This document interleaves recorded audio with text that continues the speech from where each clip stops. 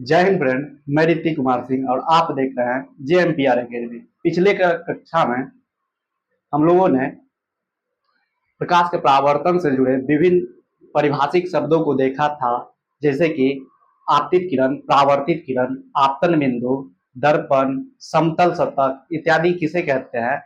आज हम लोग देखेंगे कि प्रतिबिंब है क्या, प्रतिबिंब हम किसे कहते हैं, जिसे इंग्लिश में इमेज के नाम से जाना जाता है, किसे कहते हैं। देखिए, किसी बिंदु स्रोत से आती प्रकाश की किरणें परावर्तन या अपवर्तन के पश्चात जिस बिंदु पर मिलती है अथवा मिलती हुई मालूम पड़ती है, उसे उस बिंदु स्रोत का प्रतिबिंब कहा जाता है। अर्थात प्रतिबिंब हम किसे कहेंगे, जब किसी बिंदु स्रोत से प्रकाश आती है आती है और परावर्तन या अपवर्तन के पश्चात जिस बिंदु पर मिलती हुई या प्रतीत होती है या मिलती है, उस बिंदु उस बिंदु को उस बिंदु स्रोत का प्रतिबिंब कहते हैं।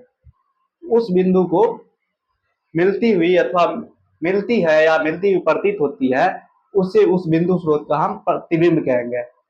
अब देखिए, ये कितने प्रकार के होते हैं, टाइप्स ऑफ इमेज, ये कितने प्रकार के होते हैं। ये ऑब्जेक्टिव में बार बार बिहार बोर्ड पूछते हैं कि प्रतिबिंब कितने प्रकार के होते हैं। प्रतिबिंब मुख्यतः दो प्रकार के होते हैं। पहला वास्तविक प्रतिबिंब, जिसे हम रियल इमेज के नाम से जानते हैं, और दूसरा आभासी प्रतिबिंब, जिसे वर्चुअल इमेज के नाम से जाना जाता है। वास्तविक प्रतिबिंब और आभासी प्रतिबिंब, वास्तविक प्रतिबिंब और आभासी प्रतिबिंब। अब ये प्रतिबिंब क्या दो प्रकार के होते हैं, इसके गुण क्या है, परिभाषा के तौर पर इन दोनों को जानते हैं कि वास्तविक प्रतिबिंब किसे कहते हैं, जिसे हम रियल इमेज के नाम से जानते हैं। आखिर है क्या, किसी बिंदु स्रोत से आती प्रकाश की किरणें परावर्तन या अपवर्तन के बाद जिस बिंदु पर मिलती है, क्या होती है, मिलती है, किसी बिंदु पर मिलती है, उसे उस बिंदु स्रोत का वास्तविक प्रतिबिंब कहते हैं, यानी रियल इमेज कहते हैं। इस परिभाषा के बाद आप लोग क्या जाने कि यदि किसी बिंदु स्रोत से कोई प्रकाश की किरणें परावर्तन या अपवर्तन के बाद जिस बिंदु पर मिलती है, उसे उस बिंदु स्रोत का वास्तविक प्रतिबिंब कहा जाता है। क्या कहा जाता है, वास्तविक प्रतिबिंब कहा जाता है। अब ये परिभाषा हो गई। अब देखते हैं इसके गुण को, कि वास्तविक प्रतिबिंब बताया जाता है कि वास्तविक प्रतिबिंब हमेशा हमेशा सदैव वस्तु की अपेक्षा उल्टा होता है। क्या होता है, वस्तु की अपेक्षा हमेशा उल्टा होता है। ये जो वास्तविक प्रतिबिंब है, ये वस्तु की अपेक्षा हमेशा उल्टा होता है। आप लोगों से ऑब्जेक्टिव में ऑप्शन में देगा कि वास्तविक प्रतिबिंब होते हैं सीधा, सीधा, हमेशा उल्टा, या मतलब वस्तु से छोटा, ऐसा मतलब ऑप्शन आपको मिलेगा, 4 ऑप्शन मिलेगा। उसमें आप लोग मारिएगा कि हमेशा वस्तु के अपेक्षा उल्टा होता है। समझ गए। और आप लोग ऑब्जेक्टिव में एक और बात पूछा जाता है कि वास्तविक प्रतिबिंब को पर्दा पर लाया जा सकता है या नहीं लाया जा सकता है। तो हमेशा वास्तविक प्रतिबिंब को हम पर्दा पर ला सकते हैं, इसे पर्दा पर प्राप्त किया जा सकता है। वास्तविक प्रतिबिंब को हमेशा पर्दा पर प्राप्त किया जा सकता है। और आभासी प्रतिबिंब किसे कहते हैं, आभासी प्रतिबिंब की परिभाषा को जानते हैं कि आभासी या वर्चुअल इमेज किसे कहते हैं। किसी बिंदु स्रोत से आती प्रकाश की किरणें परावर्तन या अपवर्तन के बाद जिस बिंदु पर मिलती हुई प्रतीत होती है, यानी मिलती नहीं है, ऐसा प्रतीत होता है कि उस बिंदु पर मिल रही है, ऐसा मालूम होती है, तो वैसे इमेज को हम क्या कहते हैं, आभासी प्रतिबिंब कहते हैं। वैसे मालूम पड़ती है, उसे उस बिंदु स्रोत का आभासी प्रतिबिंब कहेंगे। क्या कहेंगे, यदि ऐसा लगता है कि वहां से किरणें आती है और परावर्तन या अपवर्तन के बाद किसी बिंदु स्रोत से मिलती हुई या आती हुई मालूम पड़ती है, प्रतीत होती है, तो वैसे प्रतिबिंब को हम आभासी प्रतिबिंब कहेंगे। और जिस प्रतिबिंब में ऐसा लगेगा कि वहां मिल रहा है, वास्तव में वहां मिल रहा है, जिस बिंदु पर मिल रहा है, वैसे प्रतिबिंब को हम वास्तविक प्रतिबिंब के नाम से जानते हैं। अब इसका गुण देख लीजिए कि आभासी प्रतिबिंब का गुण क्या है। तो आभासी प्रतिबिंब हमेशा वस्तु की अपेक्षा सीधा होता है। जो वस्तु की अपेक्षा हमेशा आभासी प्रतिबिंब सीधा होता है, यानी सीधा बनता है। और इसको हम पर्दा पर नहीं ला सकते हैं। जो आभासी प्रतिबिंब होते हैं इसे हम किसी भी पर्दा पर प्राप्त नहीं कर सकते हैं। तो ऐसा प्रतिबिंब जिसे हम पर्दा पर नहीं प्राप्त कर सकते हैं या जो हमेशा वस्तु की अपेक्षा सीधा होता है, वैसे प्रतिबिंब को हम आभासी प्रतिबिंब कह सकते हैं। समझ गए? क्या कह सकते हैं? आभासी प्रतिबिंब कह सकते हैं। और आभासी प्रतिबिंब को दर्शाने का एक तरीका है कि इसे हमेशा बिंदुओं से दर्शाया जाता है, बिंदुओं या टूटी रेखाओं से दिखाया जाता है। आभासी प्रतिबिंब को हमेशा बिंदुओं या रेखाओं से, टूटी रेखाओं से दर्शाया जाता है। जैसे ऐसे टूटी हुई रेखा से दर्शाया जाता है, ऐसे ऐसे, समझ गए? या बिंदु से ऐसे ऐसे, ऐसे करके दर्शाया जाता है। और जो वास्तविक प्रतिबिंब होते हैं उसे पूरे जो खंडित रेखा के द्वारा नहीं दर्शाया जाता है, सीधी लाइन के द्वारा दर्शाया जाता है।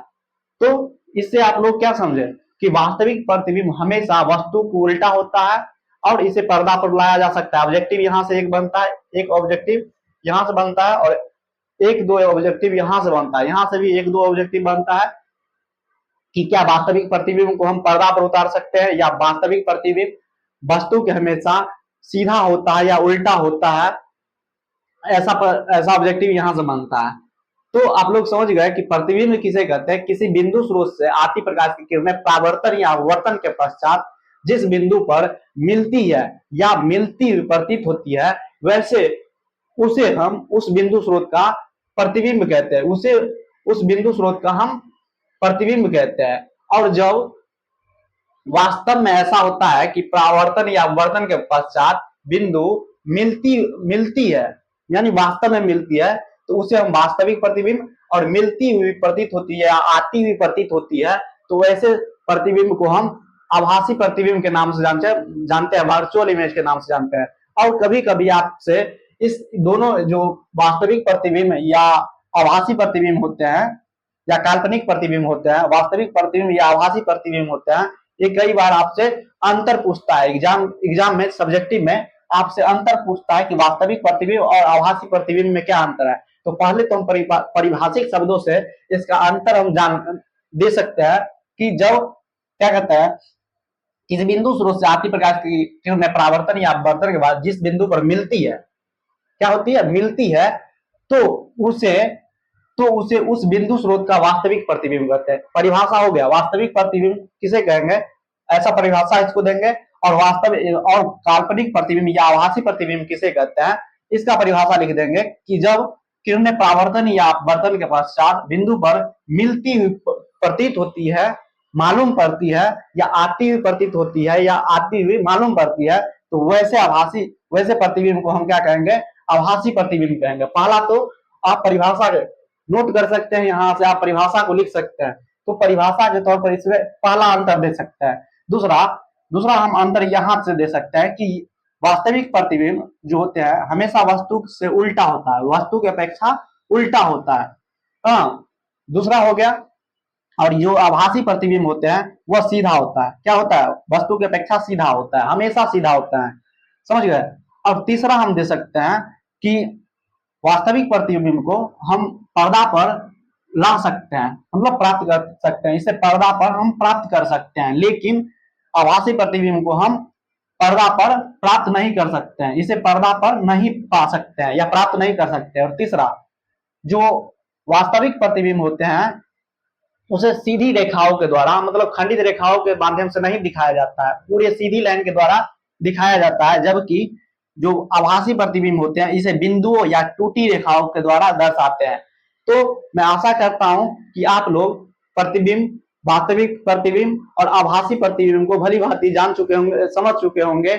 और यदि आपसे कोई यहाँ से ऑब्जेक्टिव पूछे तो आप लोग एक बार में बना सकते हैं, या आपसे यहाँ से सब्जेक्टिव पूछे कि वास्तविक प्रतिबिंब क्या है, 2 नंबर का आ सकता है कि वास्तविक प्रतिबिंब किसे कहते हैं या आभासी प्रतिबिंब क्या किसे कहते हैं, तो आप इस परिभाषा को लिख सकते हैं। और 5 नंबर में यदि आपसे इसके अंतर को भी पूछे तो आप सही तरह से इसको लिख सकते हैं। यहाँ हम इसके अंतर को दर्शा चुके हैं, दिखा चुके हैं कि वास्तविक प्रतिबिंब है क्या या आभासी प्रतिबिंब किसे कहते हैं, प्रतिबिंब का क्या परिभाषा है, यहाँ से ऑब्जेक्टिव भी बनता है, प्रतिबिंब कितने प्रकार के होते हैं, ये तमाम बातों को हम लोग जान चुके हैं।